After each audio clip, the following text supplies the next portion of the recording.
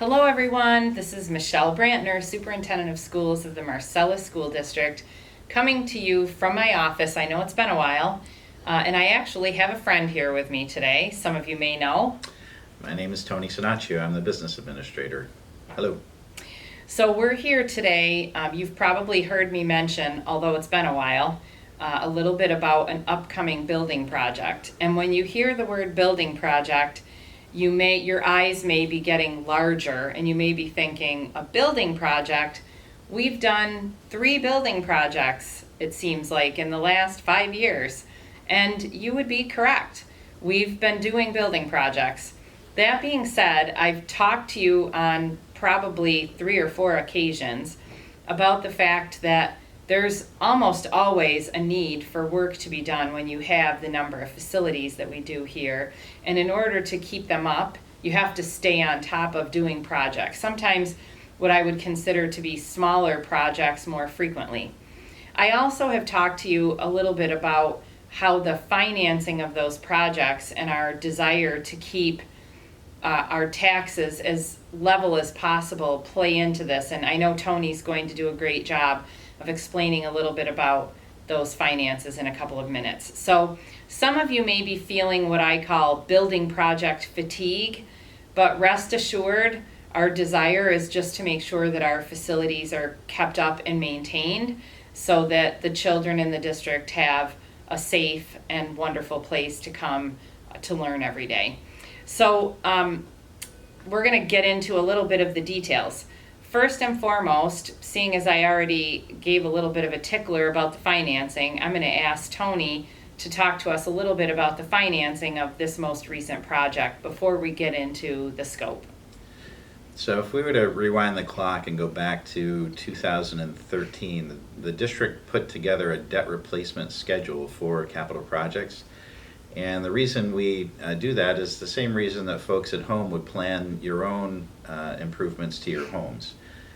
So we could map out up to 15 years beyond when debt is paid off, debt that's related to previous capital projects. So we currently have a debt replacement schedule that goes out to, believe it or not, the 2035 calendar year.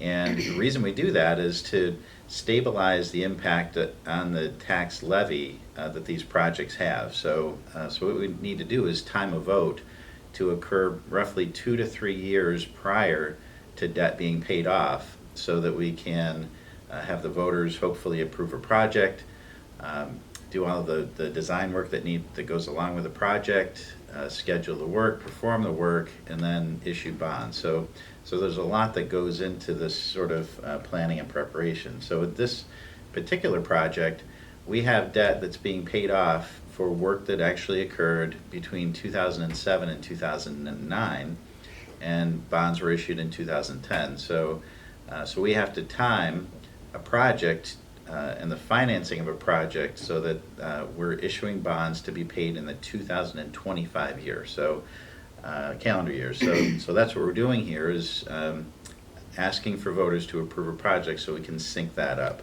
So with this particular project, in order for us to be able to put forth a project with no additional local tax impact, we are using debt replacement, but we are also asking for the public's authorization to use some reserve money, roughly $1.7 million that we would apply to the cost of this project so that we could accomplish this work with no additional local impact.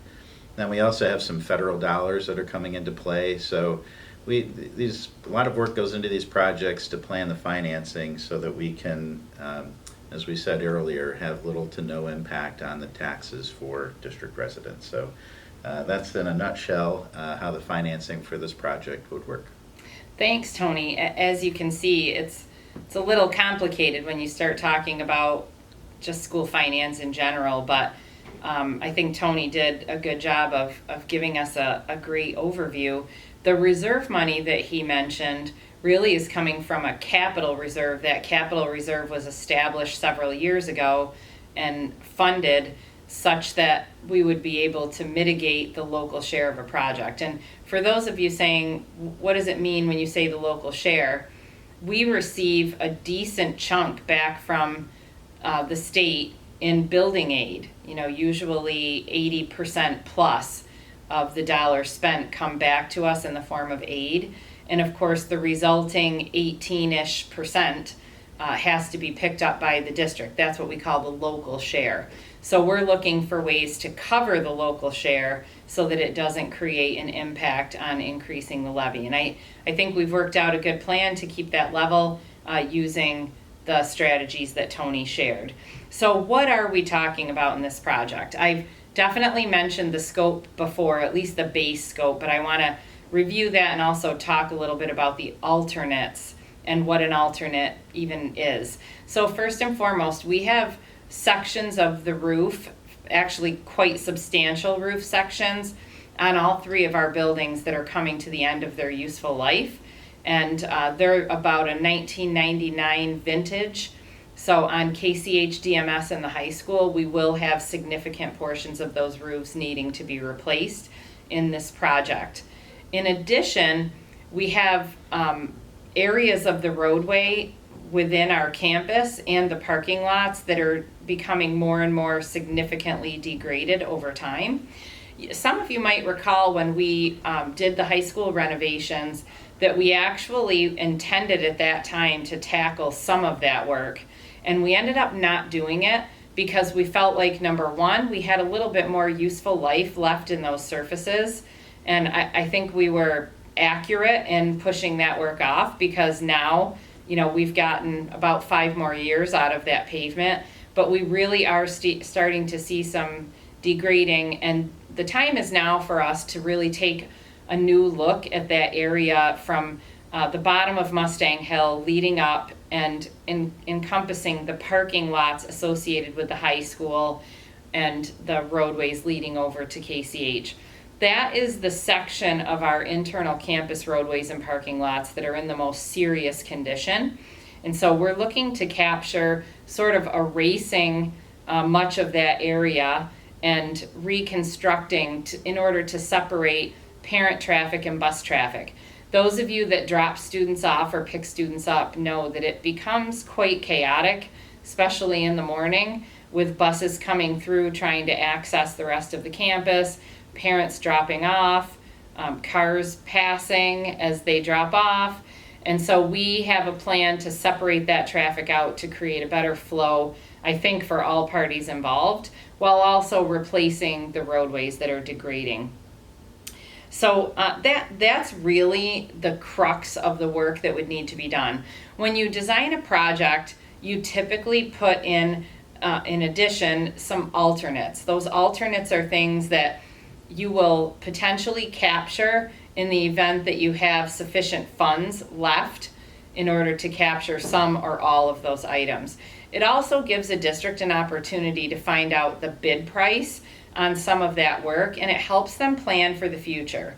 So generally we include alternates that we are pretty sure that we won't be able to capture, but it does, as I said, give us a good indication of what the going rate would be for that work to be done as we plan our next project in the future.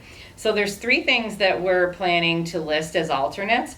First and foremost, we have 2 sets of windows in the DMS building that were not captured in the window project that we did during the COVID shutdown.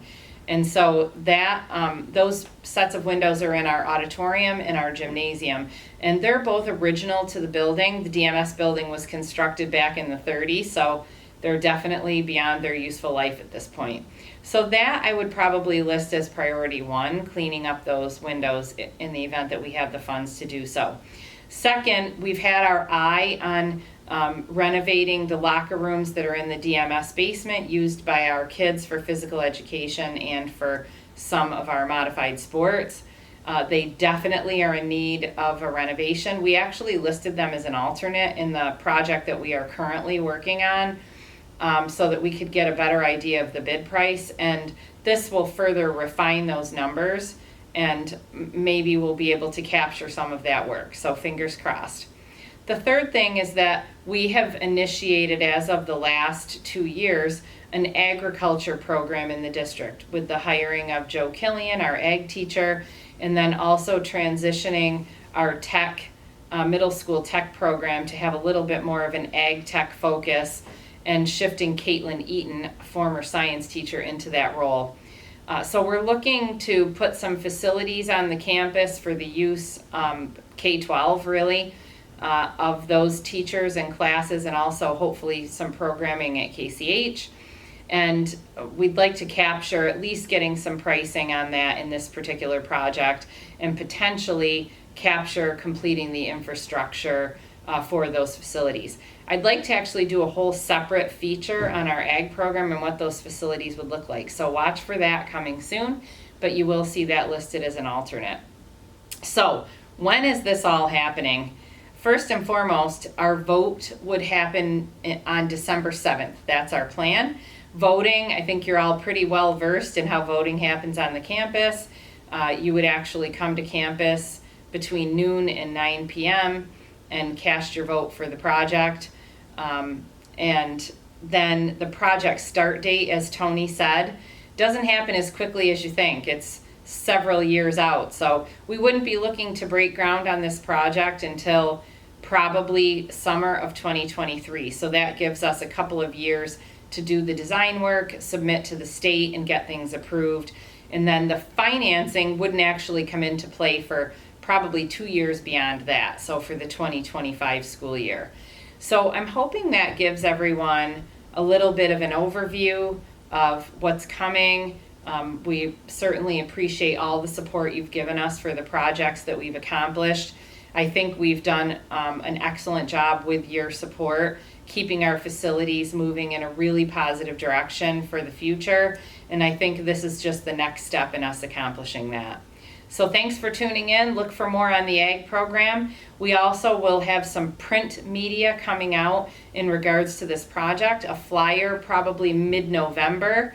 And then also I anticipate in the next couple of weeks having some print media on our website so that you can get so that you can actually look at some of the details we presented today and hopefully get some additional questions answered. So thanks for tuning in and have a great day. Thank you, everyone. Bye-bye.